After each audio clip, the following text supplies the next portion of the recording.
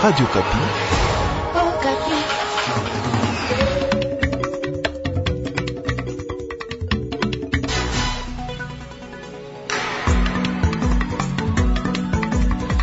Bonjour à toutes et à tous et bienvenue dans votre journal sur Radio Kapi. Voici les principaux titres de l'actualité de ce midi. Au 12e sommet du mécanisme régional pour la paix dans le Grand Lac, Museveni prend le rêne et appelle à des solutions africaines pour la RDC, tandis que Ndayishimiye, président sortant, pointe l'échec des initiatives régionales et internationales face à la persistance de la crise. La culture du blé franchit un tournant décisif au Nord Kivu. Après des années d'expérimentation, la filière passe à la production à grande échelle avec 20 tonnes de semences récoltées sur 10 hectares. Une avancée saluée par une organisation engagée dans la relance de cette culture stratégique.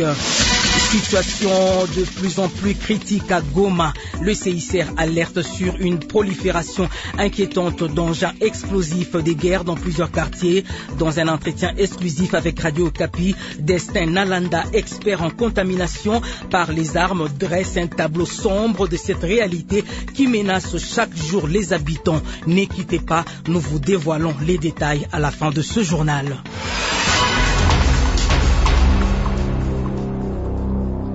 La direction de l'Institut supérieur de développement rural ISDER Chibachi est au centre d'une vive polémique.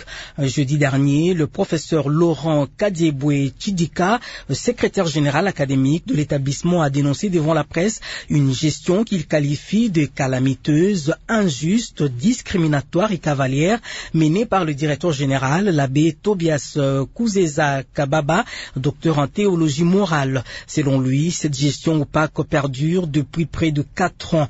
Il affirme avoir saisi le ministre des tutelles pour dénoncer plusieurs irrégularités, notamment le détournement présumé de plus de 60 000 $ américains destinés à la construction d'un auditoire, plus de 10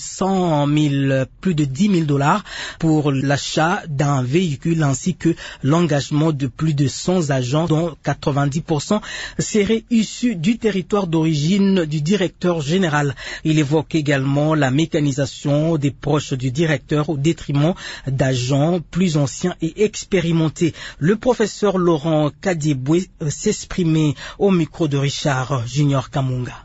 Avant que le comité de gestion n'ait approuvé le décaissement de fonds, avait déjà sorti de l'argent les 18 et les 19 juin 2024 pour aller lui-même à Lubumbashi acheter un véhicule, soi-disant pour l'Institut, mais véhicule qu'il n'utilise que pour des fins personnelles et pour ses proches, alors que le fonds prévu au budget était de 10 000 $ américains pour l'achat d'un véhicule et d'une moto. Lui en a sorti 12 000. Les factures n'ont jamais été versées à la comptabilité plus d'une fois. Le directeur général n'a pas payé aux services centraux la totalité de quotités déboursées par l'Institut. Dans le même sens, le DG étouffe 3 dossiers disciplinaires des enseignants, membres du jury, qui ont falsifié les points. Les DG recrutés sans respecter les critères d'âge, des qualifications, de vacances, plus de 100 personnes, dont 90% sont originaires de son territoire. La plupart sont sans dossier administratif, comme l'illustre la liste déclarative du 13 novembre 2024. Ce surnombre a conduit à la baisse du FII payé par agent, au grand mécontentement de la communauté. Le DG passe son temps séjourner en Europe, à Kinshasa, au compte de l'Institut, contrairement à l'instruction qui commande que les autorités académiques doivent séjourner sur place. Contacté par Radio Kapi, le directeur général de l'ISDER Chibachi a promis de réagir prochainement. Nous vous souhaitons